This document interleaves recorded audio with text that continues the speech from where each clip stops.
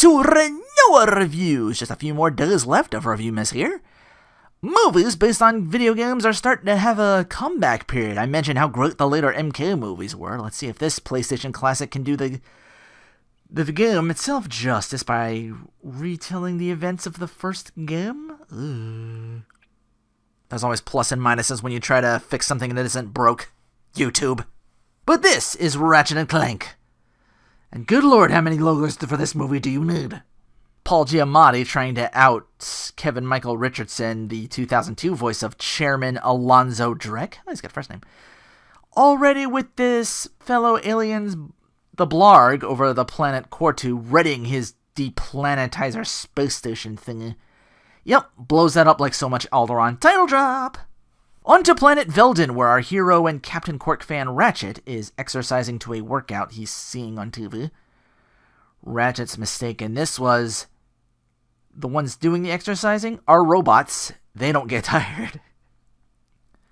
News report interrupts this with uninhabited planets getting unmade. Newscaster says the president requested that the heroic team of Galactic Rangers adds a 5th. Really? Just 5? Oh, the movie actually read my mind on that. Like, really? Just 5? Kudos. This movie gets where I'm putting down. But cue Captain Quark and little ad montage, kind of like army recruiting commercials. They're headed to where Ratchet is to hold tryouts. Customer trying to get his ship fixed in the meanwhile. He wanted the ejector seat fixed, but Mr. Can-Do Ratchet gives it a huge overhaul and apparently magnetizes it? Cue chase scene away from sharp metal thingies that's totally not pod racing through Tatooine. Oops. Like, wow, what did you want me to think here, movie? If you had the money, you would have gotten the music too. Drek back on planet Cortu, about to step up from uninhabited planets, and is preparing to strike at the Galactic Rangers to remove them from the equation, claiming in 2 days' time his master plan will reach fruition. Meanwhile, Ratchet tells his mechanic John Goodman, who sort of chewed him out over the customer kerfluffle, that he's off to participate in the Galactic Ranger tryouts. We get names for all the other members of this Ranger team. The trigger-happy action girl, Cora Veralux. Big muscle guy, Brax the Brute, Lectress. What happened to the 4th guy? I thought there was a team of 5. Ratchet, with his frame and history of reckless behavior, is all on file, so yeah, they kick Ratchet out. Quirk made mention of a callback to beating down the villain from the 3rd game debut and others, Dr. Nefarious. Oh. Cool. Okay, so he's here and is the one supplying and building Drek all this technology that he has. He looks less fully bionic, but sprung from prison by Drek, so an evil partnership. An assembly line about to make some robots. It uses up a lot of power, and when it goes down a bit, there's a mix-up, and enter Tiny Defect Clank. At least he keeps his video game VA. Maybe Ratchet too? I don't know. He escapes like in the first game and crash lands on planet Velden, where Ratchet returns defeated, but he races nonetheless with his laser grapple thingy to help him out. So he starts with a swing shot. Neat. Probably invented it himself too. Saves Clank from imminent destruction with the ship crash landing. Clank gets fixed up and tells Ratchet of Drek's imminent assault on the Rangers. Ratchet lies by telling Clank, hey, I'm friends with those guys, so he can come along this dangerous trek. Speaking of dangerous, they're here. Clank tries to determine what species Ratchet is. Good reference to Daxter and Sly Cooper, but they don't match his type. He's looking through the, like, is he this? No. It's a raccoon? No. Yeah, it's in the silhouettes, but they're there. Ratchet tells him, I'm a Lombax, not much of us left. I came in with no name or past, kind of like you. They arrive a little too late as the invasion's already on. Drek's number 2 henchbot, I forgot his name. He plows through the defenses of the city, one falling doing a familiar scream, and the robot calls out, Wilhelm!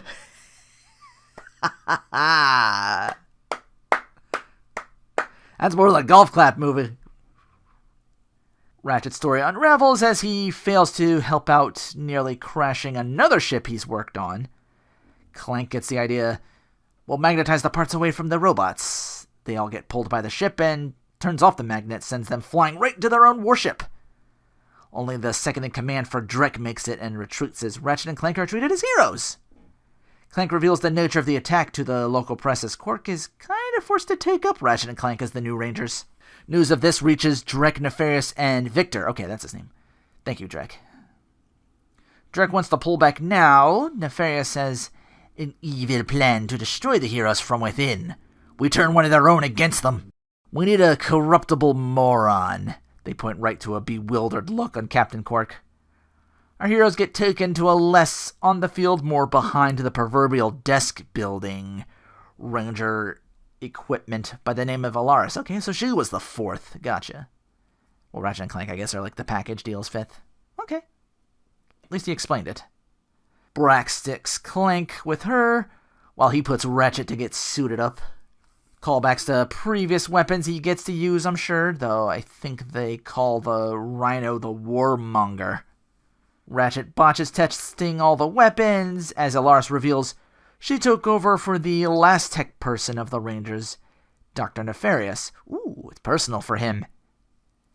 And explains how he believes Quark to be subject to manipulation. Good on you, movie.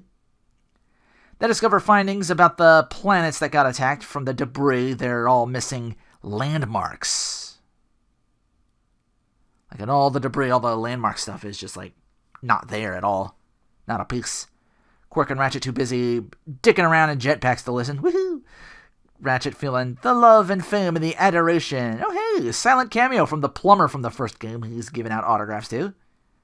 Quark tosses that away and is about to ask if they want his autograph. No takers. So back to a Ranger briefing room for Quark to reveal his plan. Drop in, blow shit up, nab Drek. Alaris gets Clank into backpack mode for Ratchet. Thrusters powered by Ratchet's suit.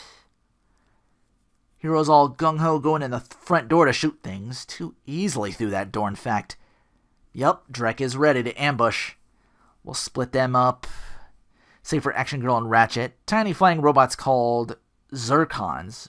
Robot bodyguards led by a Mr. Zircon. Quark fighting back these robots ushered right into Drek's office. Drek works his PR team to convince Ratchet's taking his spotlight away from him. Work for him, he'll get that spotlight back and then some. Endorsement deal, whole 9 yards, blah, blah, blah. Clank discovers on a big computer Drek's destroying planets and taking pieces of them to build a new perfect planet. Drek and his goons are next soon fleeing their base of operations and leaving one of his tiny robot flunkies behind to get interrogated by Action Girl Batman style. Yeah, just dangling him over a... Drex's next target is the highly populated planet Novalis. Back on the real base of operations, the Orbital Planetizer, which... honestly, the Rangers should have tried to pinpoint and go after first, but I'm sure the movie would have just explained it so Quark and his action team wouldn't sit still long enough to listen. But apparently Nefarious has gone batty and says, "Soon I'll be gone and this solar system becomes nothing but dust and gas." As Quark does his business with the loud-ass PS1 startup noise. Should have been the PS2 startup noise. Wrong Sony console, but hey. Quark secretly disabling the weapons on their Ranger fleet, so they're all just flying into a waiting swarm of Blargan warships. Victor sees Alaris and Clank are back somewhere via the big ship and ready to intercept. As Ratchet ejects and heroes out to the warning fleet, Ratchet about to turn off the deplanetizer, Drek's waiting for him and gets kidnapped. Alaris tries to attack Victor as he stalks Ratchet, hitting some machine thingy that leaks water. Victor backs up from this. Oh, Clank like, okay, I got an idea now. We'll use a weapon that I found on the ship to start a thunderstorm to rust and shut down Big Bad Victor. This whole time, there was another number 2 more on the business side of Drek named Zed. Little tiny businessman guy. Sees all this goes down, he's like, hey, can I switch sides now? Speaking of switching sides, Ratchet has clearly seen Quark do just that. And gets put on a shuttle by Drek, so he can also witness Novalis get Death-Starred. This hurts all the Rangers, including traitor-ass Quark, and is shocked to see Nefarious alive. Now back on Veldin, Ratchet's even more dejected. News pins the blame on him for the evacuated but still vaporized Novalis and Quark's betrayal. Goodman pep talks Ratchet out of his funk, saying, "As a hero, you don't have to do big things. Just the right things." Drek brings in his chimera mess of a planet in New Quartu. Clank finds Ratchet and tells him, make things right.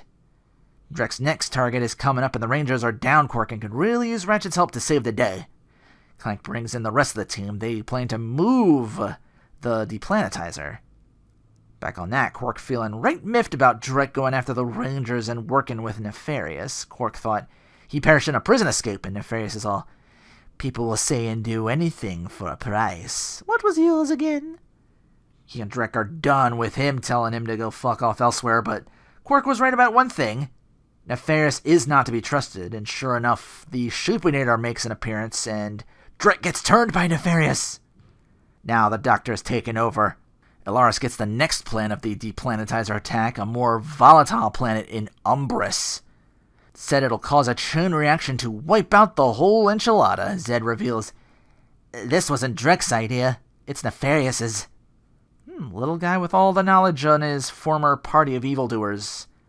Ilaris' plan is using another Ratchet and Clank classic gadget, the Hollow Guys. Turn him into Captain Quark to fool the Blargans and get on board.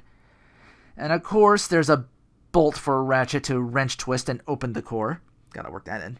So he opens that up and depowers the planetizer. Clank, meanwhile, disables the weapon so it's wide open for attack.